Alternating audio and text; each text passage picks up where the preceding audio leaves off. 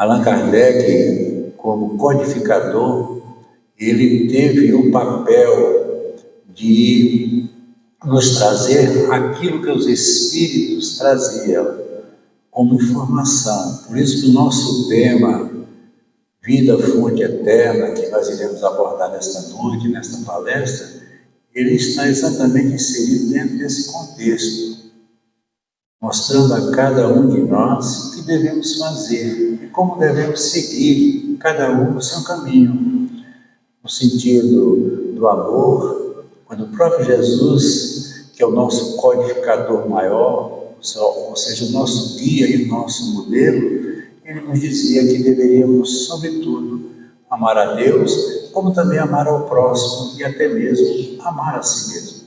Essa proposta é o que formula todo o conceito da vida que nós vivemos. E toda a obra de Deus, dentro da sua perfeição, por ser o nosso Criador e nós, na condição de criaturas, estamos submetidos às suas leis, sobretudo a lei do amor. Mas existem leis que não podemos dela jamais nos afastar. A lei de causa e efeito, que a gente tanto fala e a gente hoje vai dar a ela uma certa prioridade em termos de informação, ela diz que todo efeito advém de uma causa. E para tanto é necessário entender que dentro desse preceito nós sabemos que nem sempre o efeito ele traduz o mesmo motivo da causa. Muitas vezes a causa é do mal, mas você pode ter um efeito no sentido do bem. Isso vai depender da forma como cada um entende. Então, tudo que acontece na sua vida advém de uma causa. E essa causa, ela é provocada por aquele que é responsável pelo efeito. Ninguém comanda a vida de ninguém. Por mais que eu deseje o mal a alguém, esse mal não tem o sentido desejado. Eu sou vítima do mal se eu conviver com o mal. Então, a lei de causa e efeito, ela é muito importante para a nossa realidade de vida dentro desse contexto da filosofia, como nós falamos, voltada para a doutrina espírita. Temos outra lei, e essa lei ela vai dizer tudo o que nós somos e o que vivemos, que é a lei do livre-arbítrio. A lei que nos dá a liberdade de fazermos as nossas escolhas. Escolhas estas que vão determinar o nosso destino. Eu serei, a partir de hoje, irá depender das escolhas que eu fizer. Passado, presente e futuro estão dentro desse contexto.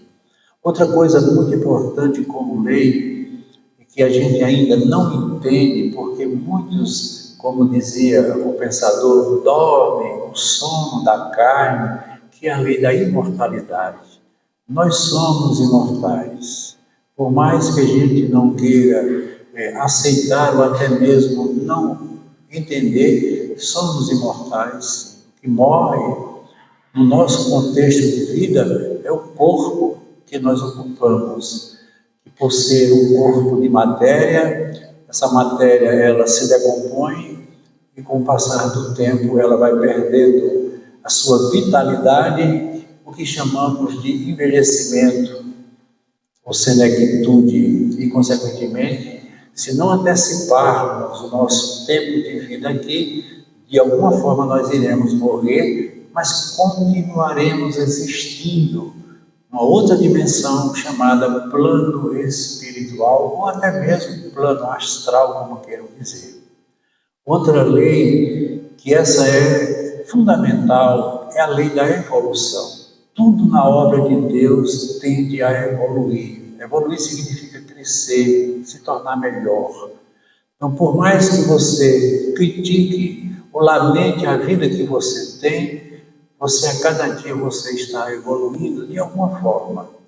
Veja que quando nós olhamos para o nosso passado, nos reportando do período da infância, da adolescência e hoje a idade adulta e a idade já mais adiantada, vamos ver que nós evoluímos. Coisas que nós pensávamos que era de um jeito, vemos hoje de outro jeito. Coisas que nós acreditávamos como sendo verdade, podemos hoje ver que não é tão verdade. Enfim, tudo isso tem a sua importância como projeto de uma vida que precisa ser vivida como fonte eterna.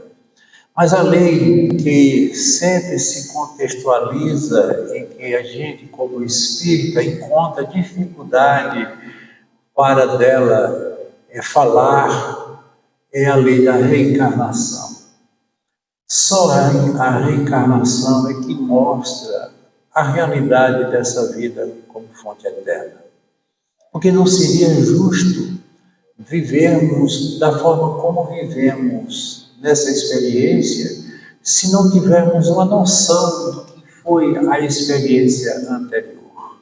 Por quê? Porque determinadas coisas acontecem na minha vida. Porque determinados filhos de Deus aqui na Terra já vem trazendo, desde o início da sua chegada aqui neste planeta, marcas, muitas vezes cruéis, de uma vida cheia de limitações, uma doença pré-existente, muitas vezes morrem em pequena idade, ou com pequena idade como muitos. Será que Deus ele não foi tão cuidadoso com todos? Será que Deus tem os seus prediletos? Será que eu faço parte desse grupo dos filhos prediletos de Deus, ou eu sou um dos excluídos, como muitos sentem e pensam? É necessário a gente fazer essa avaliação. E daí por diante temos uma ideia do que é necessário se fazer e se verificar como contexto de vida. Então, se Deus é todo amor e bondade, por que o mal predomina entre os homens aqui na Terra? Veja que pergunta foi feita em um determinado momento em que se encontravam pessoas das mais diferentes crenças e religiões, e também com a presença de um homem que se dizia ateu, que era Herbert Marcuse. E foi ele que realmente colocou essa proposta para ser avaliada naquele momento em que se discutia o sentido da vida. Então, ele dizia, se Deus é bom, por que ele criou o mal? Por isso que, para ele, como ateu, Deus não existe. Porque se Deus, como nós dissemos, é amor, se Deus é justiça e bondade, por que ele permitiu ou permite que o mal exista entre nós?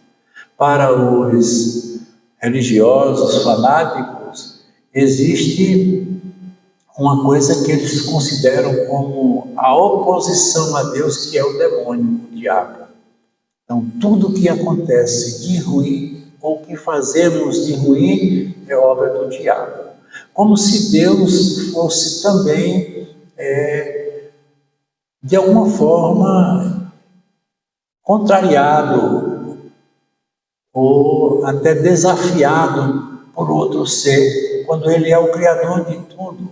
Se existe o diabo e o diabo está na criação, a criação é de Deus. Nós não podemos fugir dessa realidade. E por que ele permite que o diabo, como sempre dizem, quando todas as vezes cometemos o que não devemos, alguém diz isso é arte do diabo. E o diabo vem pagando essa conta há quanto tempo? Porque nós nunca assumimos, muitas vezes, o que devemos assumir como atitude em termos de comportamento. Já para nós espíritas, o mal é fruto da nossa ignorância. Ignorar é não saber, é não ter ideia do que se está fazendo. Veja, por exemplo, quando criança, nós ignoramos tanta coisa, por isso que cometemos tantos erros. Mas os nossos erros, eles são dispensados, são aceitos.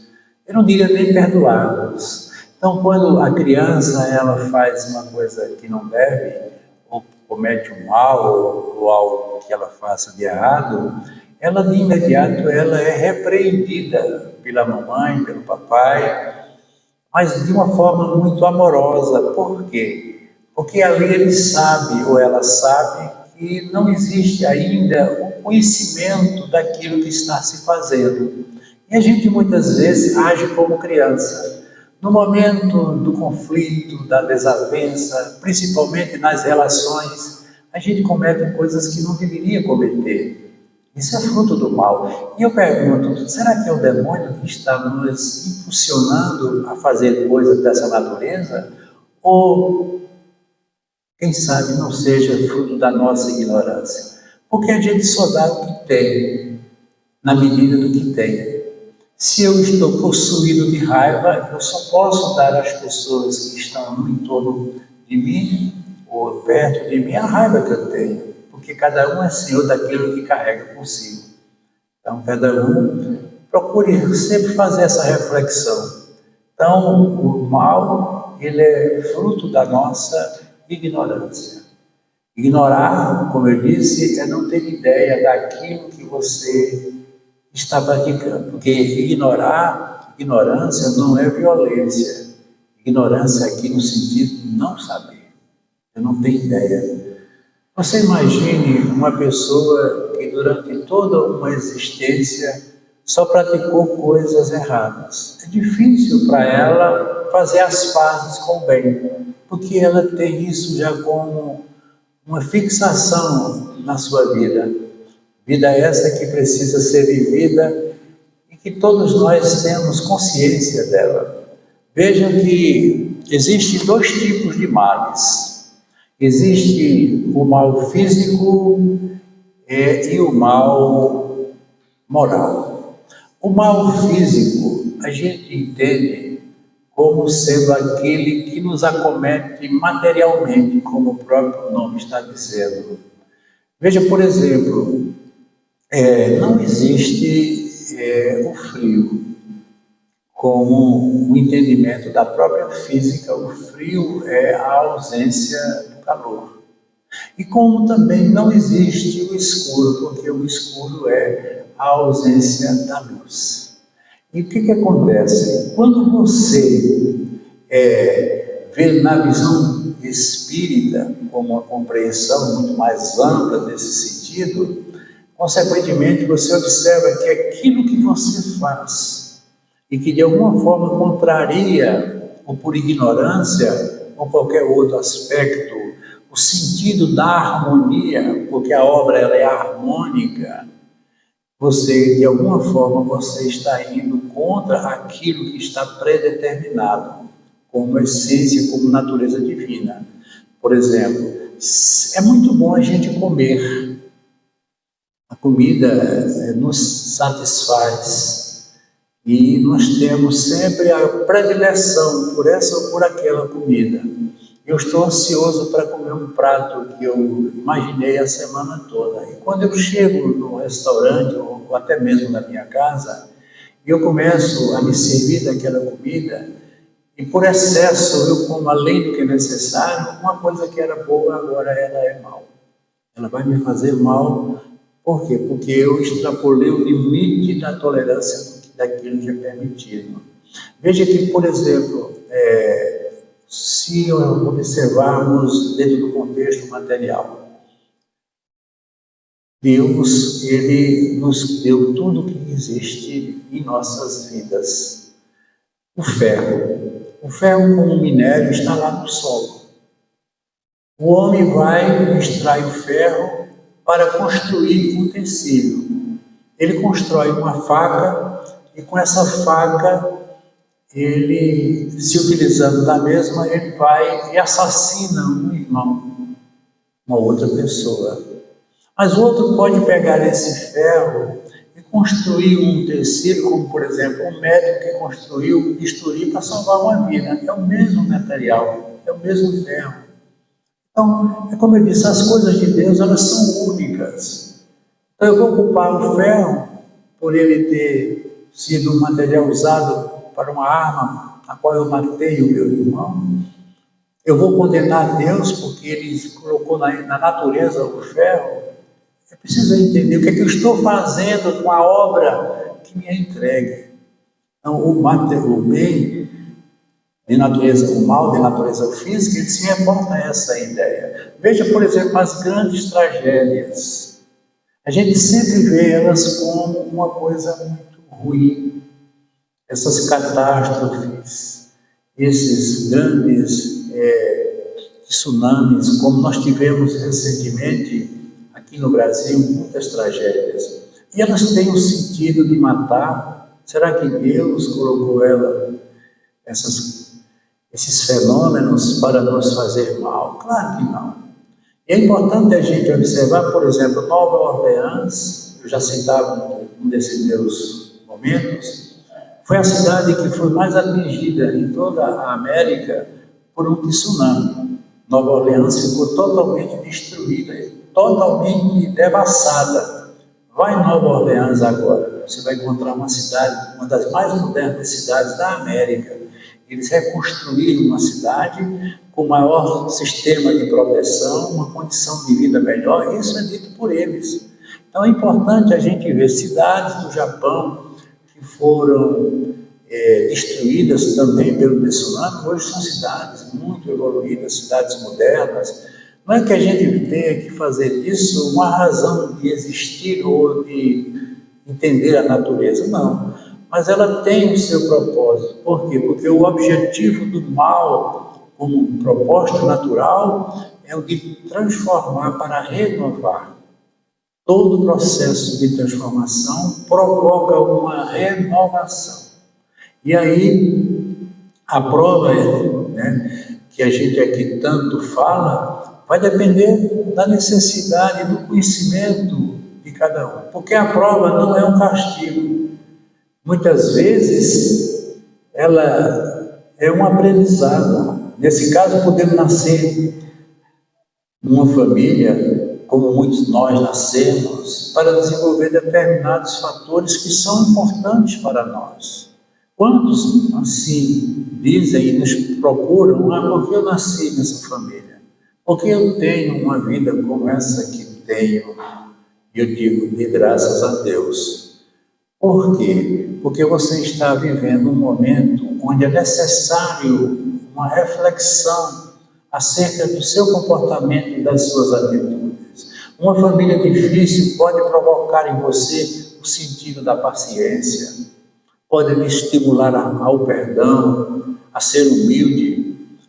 É natural quando esses espíritos, eles reencarnam e quando eles fazem a programação reencarnatória, muitos deles pedem para ter uma experiência de vida na pobreza, para poderem desenvolver, que talvez eles não tenham desenvolvido na experiência anterior, que é a humildade. A humildade é a mãe de todas as virtudes, talvez a mais importante.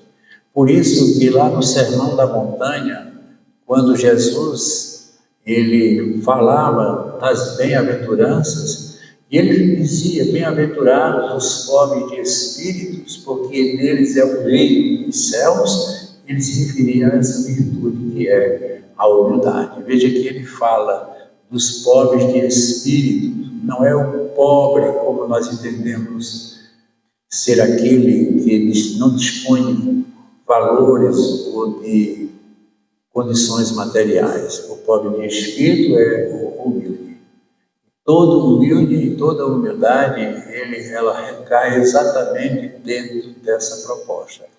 E recentemente eu estou acompanhando na Netflix um seriado que é Jesus.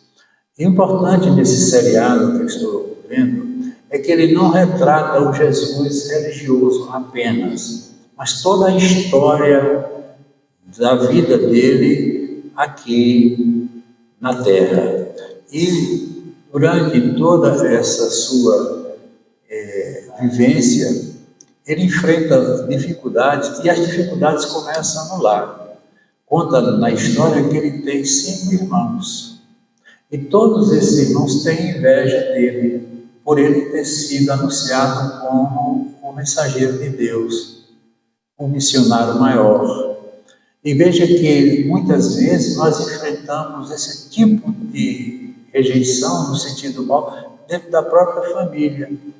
E outra coisa importante que a história retrata é que aqueles homens que dominavam toda aquela região, a Galiléia, Jerusalém, eles eram infelizes, enquanto aquela população pobre, apesar de toda a dificuldade, eles tinham um sentido de família e de felicidade maior. Por isso que eu sempre tenho dito, muitas vezes na falta que a gente exercita de uma maneira mais brilhante a humildade. Porque as pessoas, quando elas têm poder e dinheiro, elas são predominantemente são arrogantes. São pessoas que se acham acima de tudo e de todos. E, consequentemente, isso provoca um retardo no processo evolutivo quando a gente faz essa avaliação. Outra coisa muito importante que a gente aqui não pode deixar de acrescentar dentro desse nosso pensamento é que nós vivemos num mundo de provas e expiações. Se fala tanto nessas provas, se fala tanto nessas expiações. Mas o que vem a ser uma prova?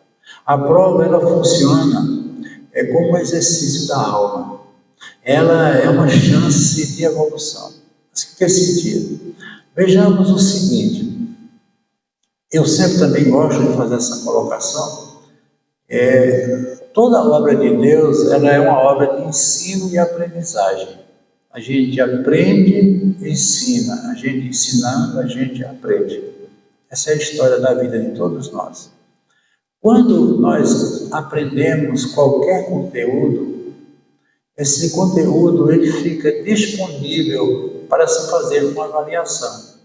Porque imagine se o professor, ele passar o ano todo dando aula, se ele não fizer avaliação, o aluno sequer vai para a aula. A avaliação é uma cobrança indireta mediante aquilo que se ensinou. Por exemplo, você hoje está tendo um determinado comportamento, e esse comportamento, como nós vimos lá no início, como lei de causa e efeito, vai cobrar um efeito, mediante a causa que tenha provocado. Por exemplo, também, se eu fui bem avaliado naquilo que fiz, eu estou na prática do bem. O exercício do bem, ele é a resposta daquilo que fazemos certo. Estando certo, nós estamos em dia com a lei de Deus. E aonde está a lei de Deus que nos avalia? É Deus que corrige as nossas provas? Claro que não. Deus não pode estar na vida particular de cada um de nós, porque Deus é o Criador de tudo. E, consequentemente, o que foi que Ele fez? Ele colocou a sua lei na nossa consciência. Então, não adianta você querer enganar aquilo que não se engana. Todas as vezes que você praticar o mal, essa lei na consciência, ela vai arbitrar no sentido do mal. Ela vai assinalar que alguma coisa foi feita que não deveria ter sido feita. É por isso que muitas vezes nós não entendemos o significado da dor. A dor não é um produto nem um despertar de um sofrimento. A dor é a resposta de uma agressão que foi feita ou moralmente ou fisiologicamente. Se meu corpo dói é porque ele está sendo agredido. E, consequentemente, só através de um processo de reparação é que eu posso corrigir essa agressão, eliminando a dor. Mas o que é que a gente faz? A gente utiliza o fator da moderação ou do paliativo. Eu vou tomar um analgésico porque eu estou com uma forte dor de cabeça. E a dor de cabeça, ela passa. Mas Nós temos aqui uma médica que sabe que muitos desses fatores são verdadeiras máscaras, porque eu não sei em que parte do meu corpo está ocorrendo esse fator que está provocando essa sensação. Eliminando a dor, mas eu não eliminei o que está causando essa dor dentro daquela lei, como falamos, de causa e efeito, e é preciso que você tenha essa compreensão. Então, a prova, ela é uma escolha feita pelo Espírito no processo da reencarnação. Ele sabe, e é mostrado a ele todos os fatores que de alguma forma retardaram a sua evolução. Aí eu falhei nesse aspecto, falhei naquele aspecto, não deveria ter feito isso, não deveria ter feito aquilo, e eu queria ter a oportunidade de rever isto. Queria ter a oportunidade de reparar o mal que fiz. E todos nós sabemos que Deus concede como uma forma de justiça, porque Ele espera de nós sempre o bem, a oportunidade. E aí eu nasci numa família que tem uma série de problemas, mas esses problemas vão ser resolvidos porque fui eu mesmo que pedi que eles viessem até a mim. Uma relação muitas vezes difícil, um filho problemático, um irmão indiferente, pode ser o motivo da nossa reencarnação, um motivo maior. Não é querendo aqui dizer que a reencarnação vai ser sempre uma prova, não. Ela precisa ser corrigida. Eu acho interessante porque só a reencarnação é que dá a gente essa oportunidade. Porque imagine uma pessoa que numa existência aqui só praticou o mal, só fez coisas erradas. E aí essa pessoa desencarna. Consequentemente, ela vai para um lugar ou para uma dimensão em que há uma predominância do que ela pensa e naquilo que ela representa. E essa pessoa vai viver ali, pagando penas muitas vezes pesadas, culpas, pecados. Qual é a chance que essa pessoa tem para rever isso ou para se redimir? Que Deus impiedoso é esse que faz essa escolha, essa distinção? À direita os bons, à esquerda os maus. Esses vão para o céu, aqueles vão para o inferno. Qual é o sentido da vida? Será que o professor, vendo seu aluno reprovado, ele vai mandar embora da escola, dizendo que ele não serve mais para nada? Ou dar a ele a oportunidade, no ano seguinte, ele rever aquilo que foi o motivo da sua reprovação, procurar melhorar, ter mais atenção, mais cuidado? Eu acredito nessa proposta, que é a minha proposta, e eu acredito que é a proposta de todos. Por isso que todas as vezes eu estou vivendo meus conflitos, minhas dores, os meus sofrimentos, eu só pergunto a Deus, o que isso está querendo me dizer? O que essa doença, o que essa dor, essa tristeza está querendo me mostrar? O que ela quer tirar de mim? E a gente sabe que aí há uma necessidade nossa de uma busca, muitas vezes até difícil, porque não é fácil lutar contra as nossas imperfeições, com as nossas faltas, porque nós temos um compromisso muito grande com o passado, e o passado reclama muito a nós. São esses fantasmas que nós criamos, essa voz interna que a gente tem sempre ela conversando e falando, muitas vezes nos acusando, por que você fez isso, por que você magoou, por que você disse isso ou disse aquilo, e assim a gente tem vivido. Mas existe outro fator muito interessante que nos chama muita atenção, é que além da prova existe a expiação. A expiação significa reparação. Muitas vezes, o mal que eu cometi, ele foi de natureza tão grave que só o arrependimento não serve para resolvê-lo ou me redimir. Aí você vai pagar com a mesma moeda aquilo que você impôs ao outro. O mal que eu fiz a você, esse mal, ele agora está em mim. Eu vou ter que sofrer na pele aquilo que eu impus como sofrimento à sua pele. E as expiações, elas são muitas vezes de natureza grave. Veja, como nós comentávamos, pessoas que nascem em situações difíceis, pessoas que não têm a capacidade de ver, de andar, muitas vezes a capacidade até de raciocinar.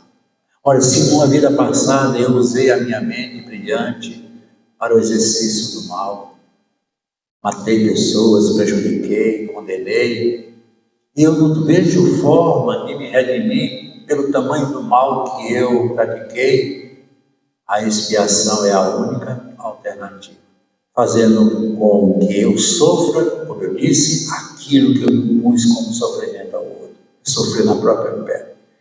Então, ela possui esse caráter reparador. Ela acontece quando o espírito precisa, como disse, corrigir erros cometidos em outras existências e até mesmo nessa vida. Então, ninguém está livre dos acertos com as leis de Deus.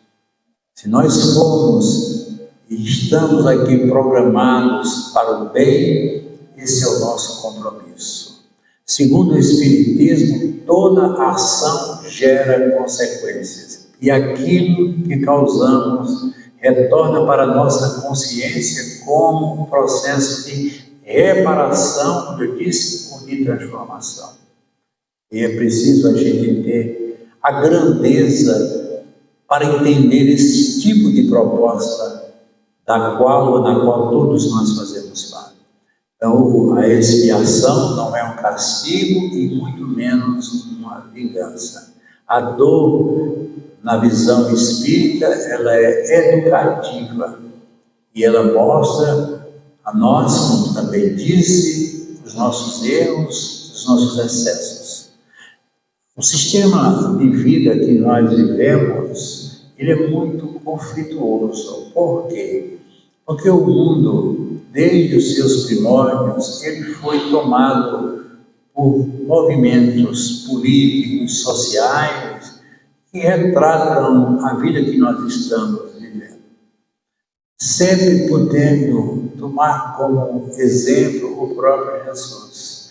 Veja que conta ele pagou defendendo o bem contra o exercício do mal. E você diz assim, bem, da forma como ele foi condenado e executado, o mal venceu o bem, poderíamos entender dessa forma. Por quê? Porque o homem que veio nos trazer tudo que é fruto da nossa necessidade evolutiva, não é um Jesus das multidões, como muitos pregam e pensam, mas o Jesus que conhecia e conhece a intimidade de cada um de nós. Ele não veio aqui para outra coisa senão despertar consciências. Será que essas consciências foram despertas? Pela forma como ele foi retirado de cena, se assim podemos dizer, dava a entender que o mal venceu o bem. Porque eles venceram, de certa forma, usando dos artifícios que utilizaram para tirar ele. A prova é tanta que ele só viveu conosco 33 anos. Aí eu pergunto a você, vale a pena fazer o mesmo que ele fez? Lutar contra o sistema e pagar o preço que ele pagou?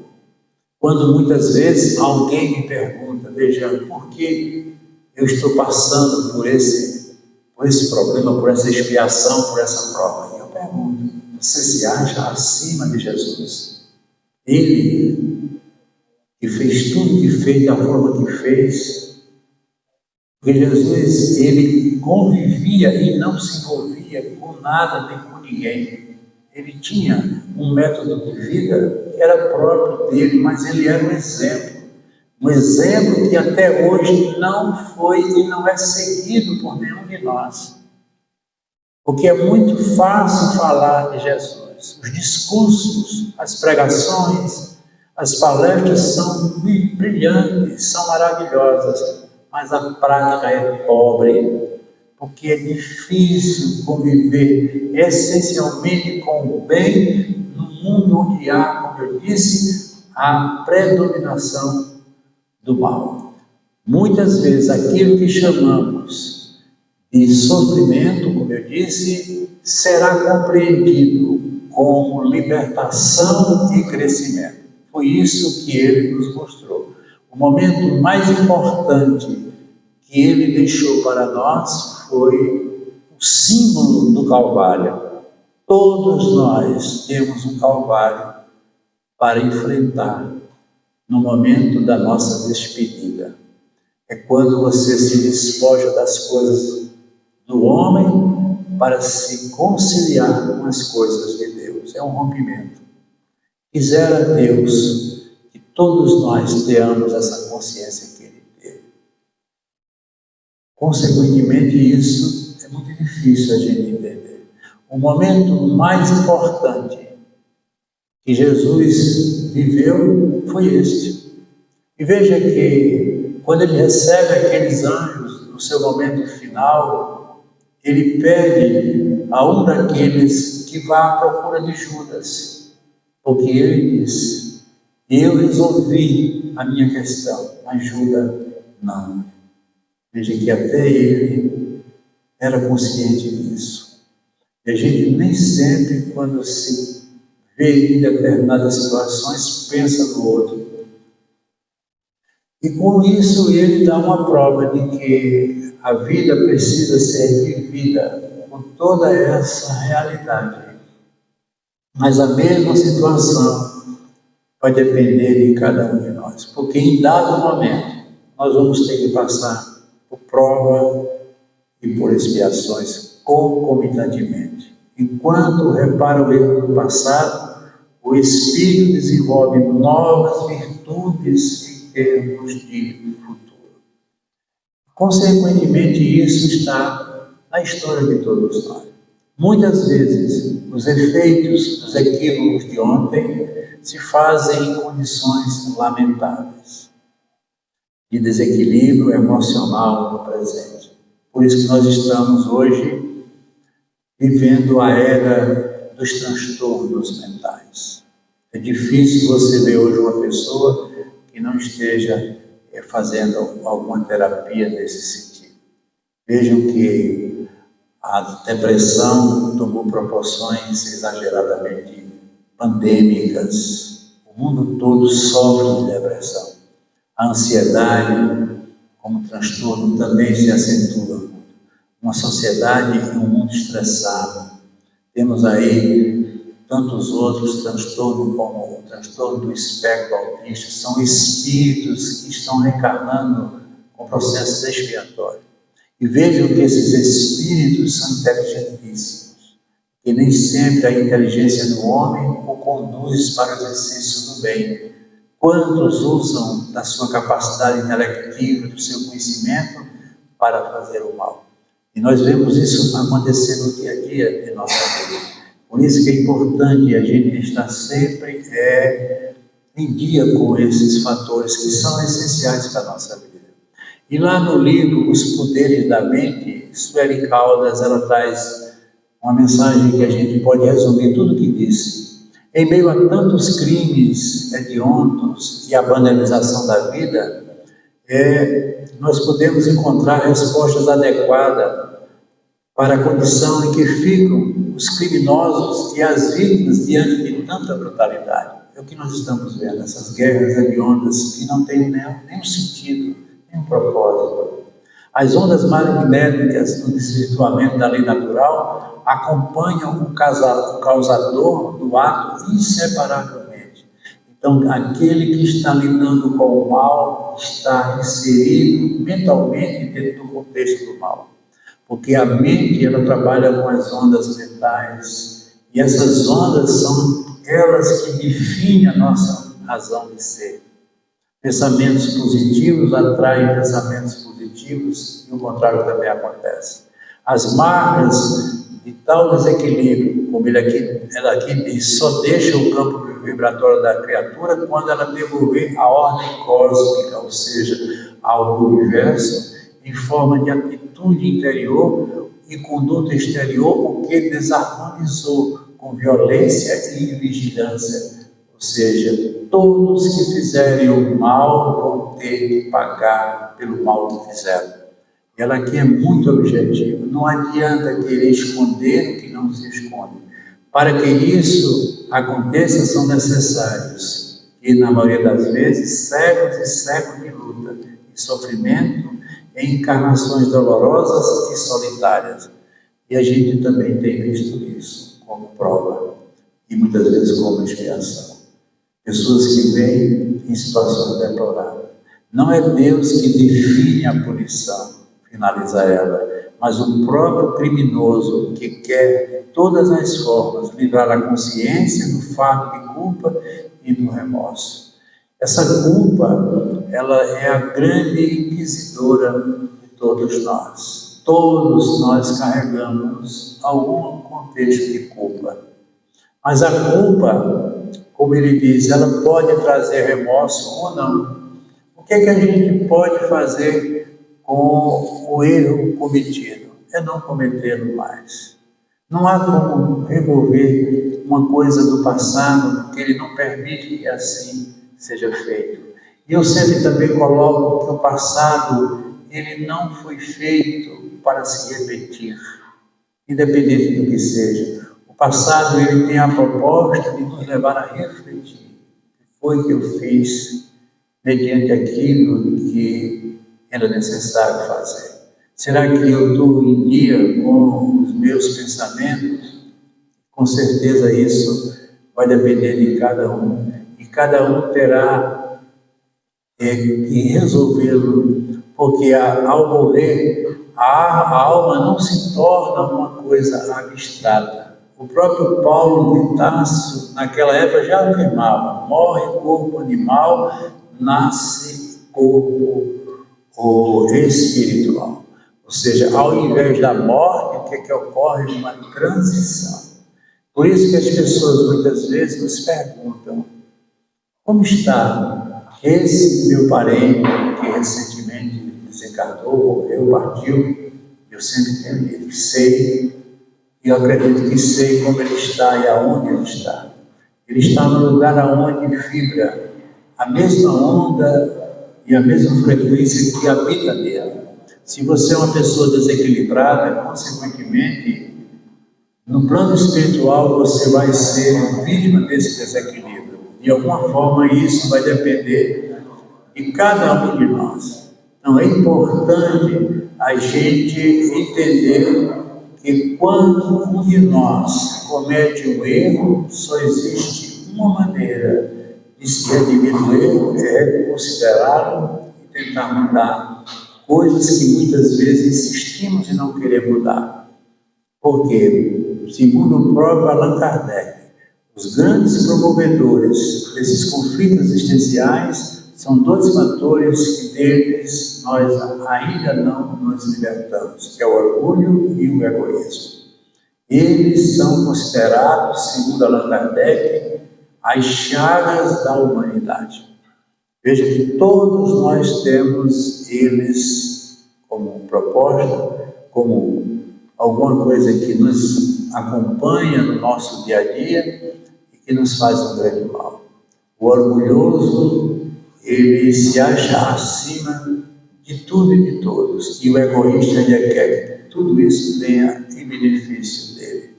Todas as vezes que nós partimos para esse pensamento e essa ideia, nós vamos estar em dia ou não com a nossa proposta existencial.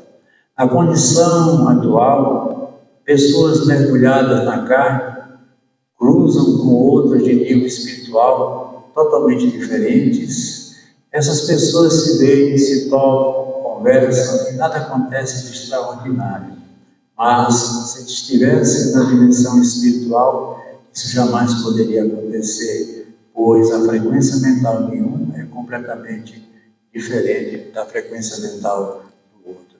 Nós nos enganamos muito, porque nós muitas vezes nos aproximamos muito mais pela aparência do que pela essência. Veja que nós temos um fator muito difícil de lidar com ele, que é essa nossa condição de excesso de materialidade. Então, muitas vezes, por trás de um rosto bonito pode estar um espírito desequilibrado e até com uma proposta voltada para o mal. Por isso que no plano espiritual isso não pode acontecer, porque a mente, como onda mental fora do cérebro, ela transita livremente. Quem está pensando de um jeito está contaminando o outro que pensa do mesmo jeito, ou eles estão se influenciando. E o mundo espiritual ele é movido por essas famílias, que são as famílias espirituais. Não é mais a família consanguínea, pai, filho, irmão e irmã, mas uma família formada apenas de irmãos. Se eu quero estar no plano espiritual bem, eu construo bem a partir de agora. Tem uma passagem muito interessante no livro Nosso Lar, onde André Luiz, ele vivendo o seu drama do umbral, por ter sido a pessoa que ele foi, cometido os erros que ele cometeu, e sobretudo por ser uma pessoa cética e não acreditava em Deus, ele, consequentemente, ele teve dificuldade para ter contato com aqueles que queriam lhe ajudar. Inclusive a sua própria mãe ali estava, mas ela não podia interferir, porque era preciso que ele despertasse a consciência própria. Era preciso que ele se libertasse daquilo que o prendia como realidade de vida. E é no instante em que ele diz: existe um Criador, e eu estou, nesse momento, precisando deste Criador. É quando ele rompe com o ceticismo e acredita que existe Deus. Naquele instante, a equipe que ali estava o recolhe com a presença de sua mãe, e ele é levado para o plano espiritual maior, que é a colônia Nosso Lar. E lá ele permanece em tratamento até que ele chega a fazer parte da equipe de trabalhadores, nos trazendo essas obras que por ele foram enviadas e psicografadas por Chico Xavier. Veja que ele passou por todo um processo de sofrimento, de dor, de reparação, como se fosse uma expiação, lá no plano espiritual. Por isso que é muito importante a gente entender. Quando daqui partimos, devemos partir em dia com a nossa realidade, no exercício do bem, da harmonia e da paz, para que possamos dar continuidade a uma vida que não termina com a morte do corpo físico. Por isso que ele mesmo diz lá: nascer e verbo, aliás, a vida não cessa, a vida é fonte eterna e a morte é o jogo escuro das ilusões. Isso ele traz lá no prefácio do seu próprio livro. E assim a gente está cada vez mais consciente do que é necessário fazer para termos uma vida como fonte eterna, e que essa fonte não se esgote e nos leve a ter aquilo que desejamos e, sobretudo, sermos pessoas mais felizes e mais conscientes daquilo que realmente precisamos ser. Muita paz para todos.